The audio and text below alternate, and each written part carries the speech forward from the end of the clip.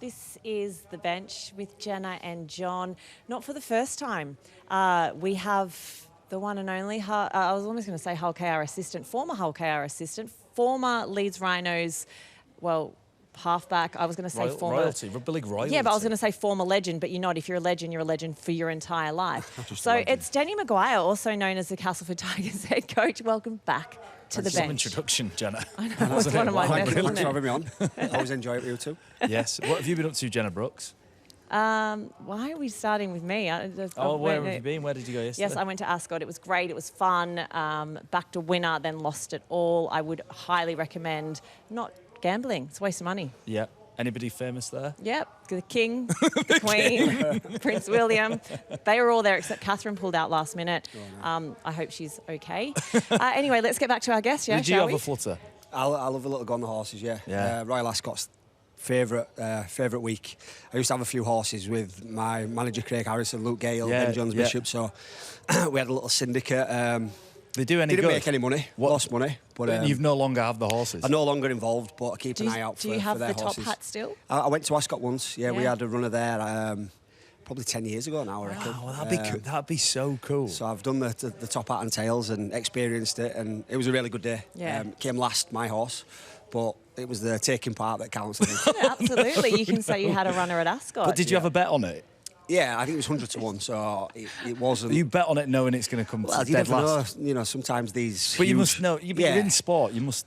Well, I think when you go to Royal Ascot, it's really hard because all the horses are going there to win. So often, like I found yesterday anyway, I don't know, you'd have to check if you're a huge Ascot fan. I'm pretty sure that very few favourites actually won the races.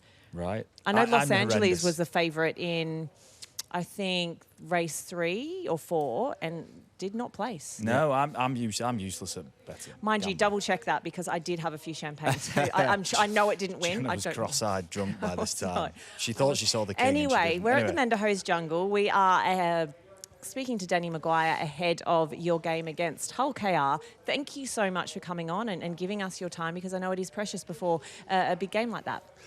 Do you know what? It's weird actually when you message me. I think game day is probably, until the action starts, probably the quietest day for a coach. I think your preparation and everything that you can influence is already done. So I kind of sit around twiddling my thumbs, waiting for the action, waiting for the game to come around. So I actually played golf today to try and get out of the house. Nice. The sun was shining, so I played golf and actually played okay. So I feel in a really good mood. And what's your handicap? I'm a 12 handicap. Oh, that's but good. I can be handy. Anywhere. That's 4 to 4 or 20. 5. Anywhere in between that. So, but I do enjoy it. And so I've got out of the house today, and I'm really excited for the game today, and really nice to be able to come chat with you as well. So do you find this time as a player? I always hated evening kickoffs. Like it feels like such a long day to fill. Is it like that as a coach? Yeah, it is. I think you go through a lot of the same feelings and emotions as a coach as I did as a player. It's very similar, apart from I don't go out on the field and get beat up and wake up and can't walk and be really sore the next day. So you're still thinking about the game, thinking about the process, thinking about tactics and what you're going to say to the players. But ultimately it's just about, you can't really do too much as a coach. The work's been done. You may have a little influence on the players beforehand or at half time, or you may be able to get something across to maybe a couple of the players, but ultimately it's the players that are going out there that doing the job and influence how the game goes. So as a coach, you just got to sit back and hope you've done the right thing. Do you prefer playing or coaching? Playing every day. Oh, really? So emphatic. I don't think anything can replicate the feeling of beforehand and the preparation and being ready to go to battle with your mates. I've not found anything that can replicate that feeling. Yeah. Coaching's close. You still get the same, I suppose, the butterflies and the shivers and all that type of stuff. But I think playing is the best feeling, and the competition, and knowing that you have to go out there and do your job for your mates, for the fans, for the club, the pressure. And I mean, there's still pressure as a coach, probably a little bit more. But I find the hardest bit is that you can't influence it physically. Yeah. You know, I don't mind. You try. I try. You Yeah, try. I do try. There's animated coaches and animated coaches. Danny, you might be the most animated of them all. Oh, hello. Yeah, do you know what? I've thought about this a fair bit, and like I don't really want to change. I don't really want to change who I am, and I'm emotional and I'm passionate, and you know I probably have to rein it back a little bit. I probably have to try and be a little bit more calm at times to make better decisions, but ultimately that's me. I'm passionate, and you know we played a lot together and a lot against each other, and you know I wanted to win, and I'd kind of do anything to win, and I suppose that's my way of trying to influence it a little bit. Is getting excited. Can I ask who's in charge of the PA and if there's I don't know. Any way They're definitely doing that on purpose to put me off. To turn it off. Probably Scott Morrell, to be honest. It's probably Scott Morrell. If there's anybody in the club that would do it, it'd be Scott Morrell. I couldn't hear a word you just said then, but I'm sure it was fascinating. John Wilkin, quick question for you. Yeah. What about you? What do you prefer, playing or being a pundit? I think playing, like, I think what Danny said is there's certain things that you can just never replicate when you play, the feelings and how that feels. Like, hurting yourself or going through pain and mental barriers with a group of people and then achieving something is like, is really quite special. It's why the bond of people who are in the armed forces or anybody who's in a really tough working environment together and you get through it together brings you really tight. I'm not saying that working on the TV isn't a tough environment sometimes, but being a player is much tougher. I don't miss playing. I don't miss playing, and what I also think is everything has a start and a finish, doesn't it? And I think everyone needs to accept the start and the end of something. So I love what I do now. It's a real joy, isn't it? But playing, you can never replicate it, nor should people try to find things that replicate it. Because last time, Danny, we had you on the pod, you were the assistant of Hull KR. A lot's obviously happened between now and obviously then. What has been the biggest challenge for you as a head coach, and did this job perhaps come too early? Did it come at the right time? What's your feeling? I don't. To be honest with you, I'm not sure I can properly answer that question at the minute. I think I'm still in that early stages, and my initial instinct was to do a decent apprenticeship. I wanted to spend some time learning and not rush into a head coach's job. I did 5 years as an assistant. Worked under some really, really good coaches, got coached by some really good coaches, and I suppose the opportunity came at the back end of last year, and I didn't really have a lot of time to make a decision, and sometimes you have to go with your gut, show some steel, show some character, and just have a crack. And I'm loving it. I am really enjoying it, really enjoying the challenge, really enjoying what we're trying to do as a club. It's hard, and it's not easy. There's some obstacles and some challenges in there, but overall, I'm loving it, and I'm really content with my decision. And I felt like I said it earlier in the week. I did the pre-match stuff, and I learnt loads off Willie Peters just in that 1 year. I suppose that gave me a lot of confidence to be able to, take this job, take the job, and know that I could handle it. And it's not been easy this year. I've had some ups and downs, and I feel like over the last month we're tracking in the right direction. The players are starting to understand some of the things that we are doing, and it can only get better, I think. Can I stop you there? So what are you trying to do? What are you building here? I just felt the biggest thing that needed changing was the environment, and a lot of people say about culture and stuff, and I never really use culture. It's more about just creating a space where players can come and enjoy what they do and work hard and be committed and learn and improve and challenge themselves. And I think just in my short time as assistant here, I think it was just a comfortable environment.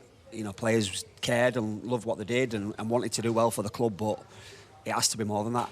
It has to be, it has to be a little bit more than just doing enough. And there's some challenges in front of us, and like what? Just, I think, everything facilities-wise. We try. You'll have seen some of the stuff that's happening. We've got some new offices. We've got a new players' area. The changing rooms are getting done. This ground is old. There's no getting away from this. We can't make this a Headingley or a Wigan, or just because of how long it's been around, and some of the challenges that throws at us. But so I think we're trying to do some really good things off the field to be able to attract some players, some better players that can come, that want to commit, see the journey, see where we are going, and be part of that. So, you know, there's lots of little pieces that we're trying to put together to create a good club. Yeah, well, on that, just we're talking about players and securing the services of players. You've come from, obviously, Leeds, historically been a Silvertail club that can attract players. Hull KR, maybe at the back end of your time there, was a club that could attract players.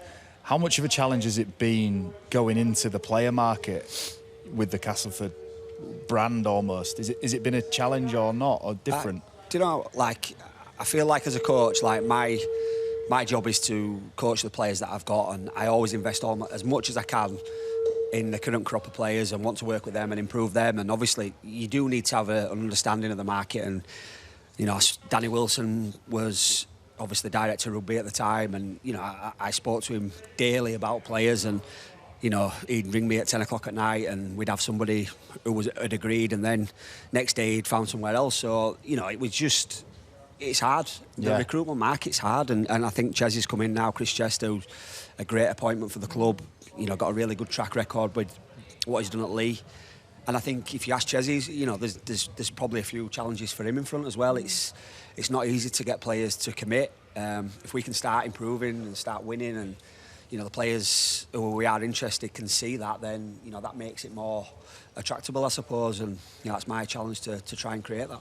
Yeah, there's quite a contrast there to, say, Leeds and Hull KR. You know, has it been interesting for you coming to a club that's maybe not got it's got finite resources to some extent, that is, you know, he's not one of those big behemoth clubs that can just sort of take on challenges. Has it been interesting for you coming to a club that's maybe not quite where they are? Yeah, a little bit, but I knew everything about Cass. Yeah, sure.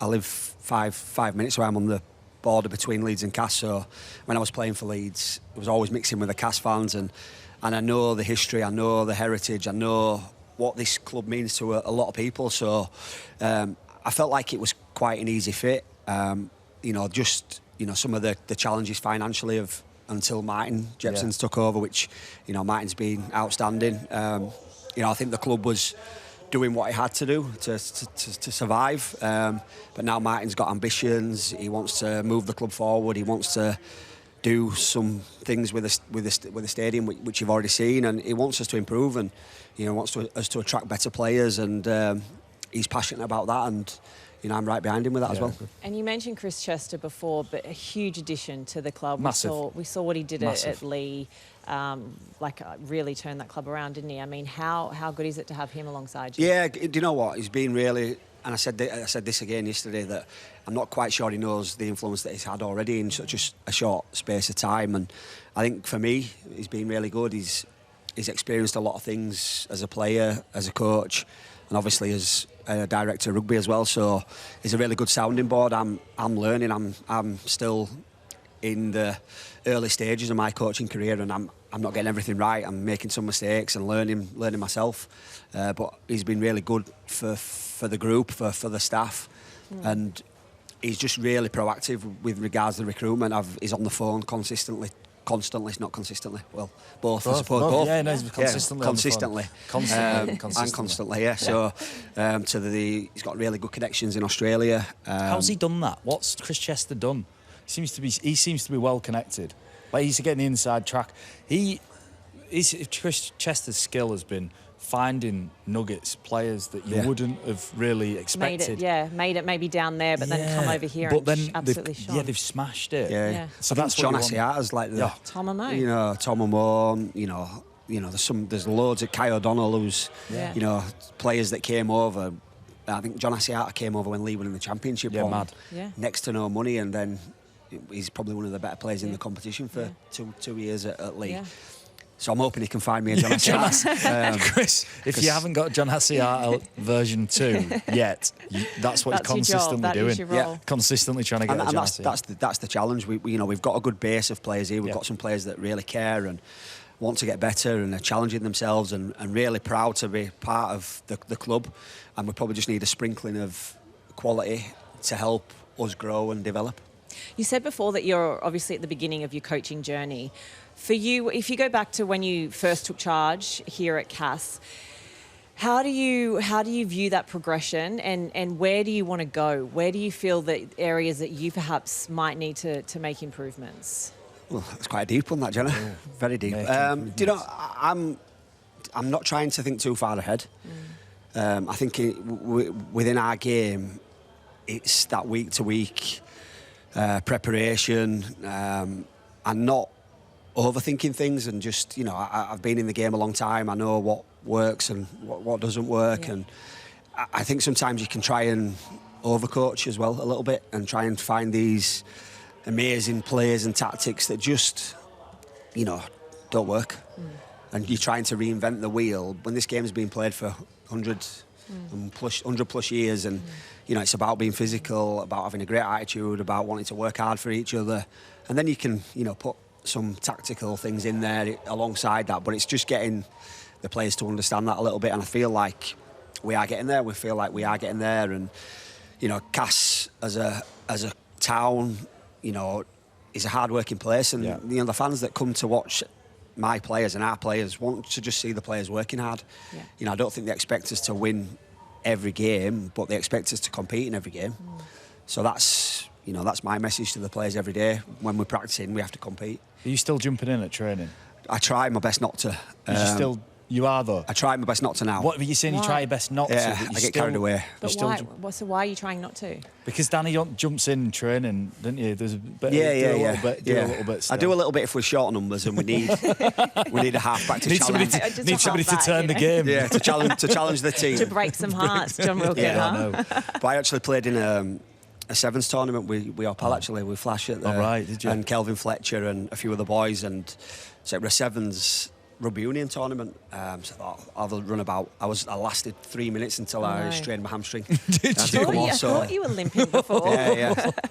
So that didn't go too well. So I'm probably not going to be jumping in the training for a while now. No, I was hoping that was going to see an end to the jumping in. Yeah. Try my best. Still doing a bit. I want to circle back to Willie Peters. You mentioned Willie, obviously working under him for that period of time at Hull KR. How was it for you watching on the sidelines? I don't know if you were at Wembley, whether you were watching it at home or where you were, but what was it like for you watching Hull KR get that historic win? Do you know what? There was probably split emotions, to be honest with you. There's a bit of, you know, a little bit of disappointment that I kind of wasn't able to see the journey through. But then on the other side, a little, you know, there was a fair bit of really pleased for the people, you know, that have been part of it, and the club and the fans, and I loved my time there. Yeah, I really did. And, you know, I think back to when I left Leeds, and I was devastated because I assumed I'd be at Leeds for all my life. I'd never leave. I'd have a job there till I were 65, and you know, that's kind of how I saw my rugby career and my life kind of panning out. And when it didn't work out like that, did you end that journey on bad terms? Not bad terms, but it probably didn't end how I would have liked it to.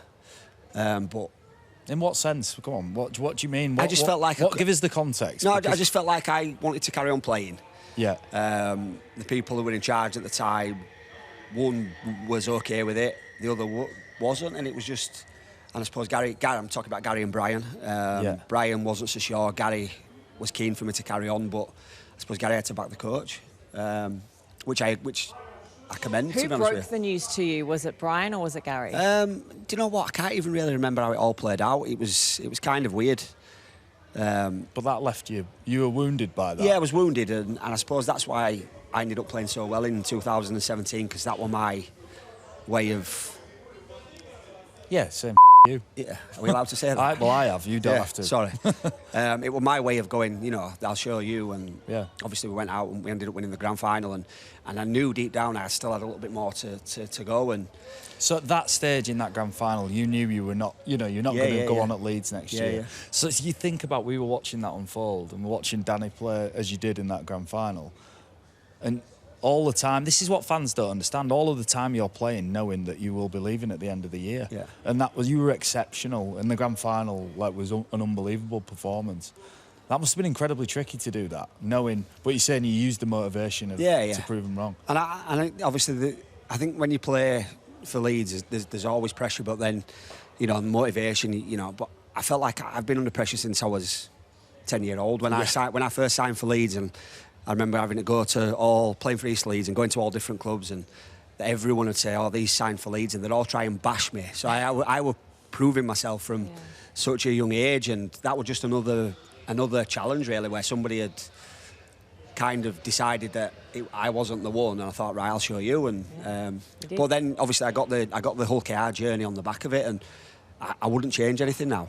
You know, the rugby was really tough for 2 years at KR, and it was very up and down. We had some good moments, but then the coaching and what I learned and the people that I met on the back of that, I wouldn't change that. So I'm really glad it played out that way. And it's good to get out of. Yeah. You're in one environment, and you know, it really opened my eyes, you know, just going to Toronto for a brief period of time. Because you also thought that you'd finish your career at St Helens. Well, my story's very similar. I'd had a contract agreed, and then it sort of wasn't honoured, and then it wasn't nasty. No, it just leaves a little bit of a bad taste. Yeah.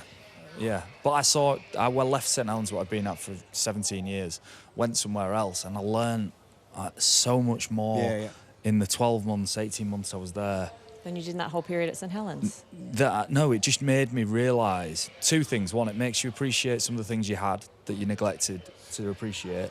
It made you realise what mentality it really takes to be good and successful. And then it also made me realise that not everybody sees it the same. You know, there's people's journeys in careers go in such different directions. And it's only at clubs like Saints and Leeds and Wigan and maybe a few others, Hull KR now, where everybody's just assumed that they understand it, we get it. Whereas when I was there, it made me realise there's so many different people. I want to focus now on your time as an assistant at Hull KR, because you kind of touched on that, it came to an end very quickly. Yeah. It was a shock to all of us, and then you were here as an assistant. What happened? Do you know what? It was tough because I was really enjoying it, and I thought I was part of this long-term process that the club had spoke about. And I saw myself in this journey. We were improving. We changed the environment. We'd got some better players around, and Tony Smith came in and we started to see some improvement to a semi-final of a Challenge Cup, and the club was getting better, more sponsorship, and you know, I felt like I was, you know, being a decent influence on that. I'd played my part in this, and I really enjoyed the year with Willie. Really enjoyed it. Learned more than I probably did, you know, for 10 years at the back end of my career, and my early part of the coaching, just his work ethic and the way he went about things, and his passion, his commitment, his detail. So it was such a great year, and he works his assistants hard. He's demanding, and there was a couple of things that happened that, you know, just differences of opinions on things, and which happens, I think, in coaching and in life and in sport. And I felt, you know, it was okay. We worked together for the rest of the year, and then it came a bit out of the blue, really. But yeah, I'm cool with it now. Again, But you weren't at the time. Not at the time, no, not at the time. I wasn't. So it was a shock then. That Yeah. Right. And I think it was probably more the timing of it that more was disappointing. It was last minute. Yeah, it was just before the playoff game against Lee, and I think it could have been done a little bit better. But again, I understand, and you know, I'm How cool. was it done?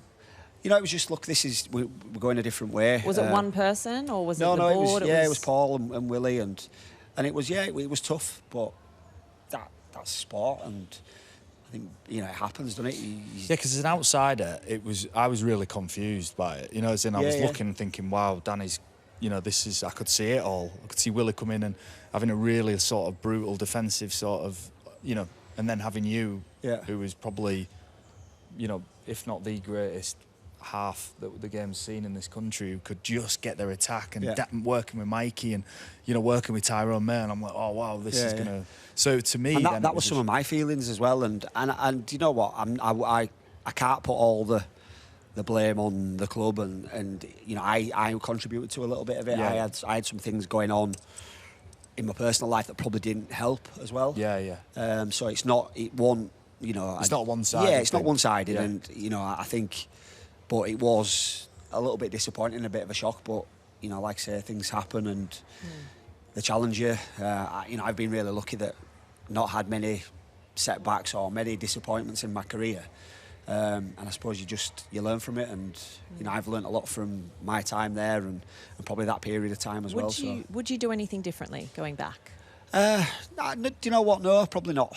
Probably wouldn't do anything differently. There's some moments, you know, you might change, you know, a couple of sort of things that happen, but you know, that's, you know, happens. It happens in sport, and in, you know, I've been in teams where people don't see eye to eye, but they're able to work together, or you know, and I just think, yeah, it was, you know, the decision of the club, and I ended up coming here and really enjoyed my year last year, and now I find myself making all the now you're in charge decisions. of that PA system. Listen, ladies and gentlemen, it hasn't come back on ever since he gave Danny just went, whoever it was up there Scott the wink. Morrell, stop it. Guess what? It's that time of the podcast, on and off the bench. Can I just say that was awesome? Like, it was. I Thank probably you. wanted to say, you know, like, I'm interested in that, you know, because when I left Saints, I felt a bit burnt by it, but I'd never really, you know, like. Yeah. So I just think sometimes you don't want to, like. No, but you don't. No, people don't share that sort of you stuff. don't really want to say about it. You want because it makes you sound. I wasn't bothered when I left, but actually, yeah. But you know good on something you. as well, Danny, that I'd like to say is I really appreciate your honesty, even post-match interviews and things. You're one of the few coaches that, after a match, win or lose, you're gonna speak your feelings. And while you know some people might not like it, I think overall we want honesty in this game, and for the viewers, for the fans, for everyone involved in Super League, it's refreshing. So thank you. I'll keep trying. Yeah, keep trying. He did say before we came on he's going to have to rein it back. Rein it back a little He said it bit, might have I'll gone a try. bit too far. We should pull it back a little bit. Okay, on and off the bench. On the bench is something you want to see less of in the game. Off it is something you want to see more of. I'll go first because I feel like I haven't really contributed to this segment that much over the course of this season. So something that came to my attention, it's not really, it's absolutely not related to rugby league, but I want to bench. Yeah, maybe. It's actually life, really. On the bench, I would like hand soap that only kills 97% of germs. Why can't we kill them all? Why? Why we may as well just actually not use it. But why are they advertising on the basis that it's not 100% effective? Well, I guess the honesty, right? We want honesty. Yeah, I know, but let me go into your mind here. So you're thinking there's still 3% of germs on my hands. 100%, and they're probably the worst kind of germs as well. The strongest germs will survive. That's what you should say. They're the germs that are going to get you. Brand, only the strongest germs survive this sucker. Exactly. So I'm benching that, Denny. Maybe you have something better than No, that's on the bench. No, it doesn't. It can be anything. Can I give you one rugby related? Yeah, It's really irking me. Of course. Captain's challenge. Oh, yes. Have we had this before? No. So you want it gone? You don't like it? Get rid of it. If we keep it, there needs to be like a time frame on it, because it just takes too long. The game's too slow now, and we're having a debate with somebody the other day. I can't work out how players are tired. There's that many stoppages in the game for captain's challenges, and we sat there for 3-4 minutes, and I'm like, come on, you know, our game's always been about the strong and speed, and people, tiring, fatiguing each other, and getting in that battle. And I'm like, stopping the game. Yeah. The captain's challenge has to go. But isn't it funny? We're all sitting here maybe 2 years ago saying we need the captain's challenge. But this is the thing with decisions, and it's a bit like that happens in life. You can change your mind. Like, people want to pull me up as a pundit. Be careful what you wish for, because you just might get it. Pull me up as a pundit. You said this 3 years ago. I said, but I don't think that anymore. Yeah. You can change your mind. Yeah. You can say, I thought 12 months ago captain's challenge would be a good addition. I can now say, having watched it, the unintended consequence of slowed the games down, adds zero entertainment. So an idea that sounded great, I'm admitting, didn't work. Okay, and I think we were all wrong. It needs to go. Get rid of it. Yeah. It's on the bench. It's not even on the bench. But it's behind the bench. Do you like it in the NRL? Do you think the NRL get it right?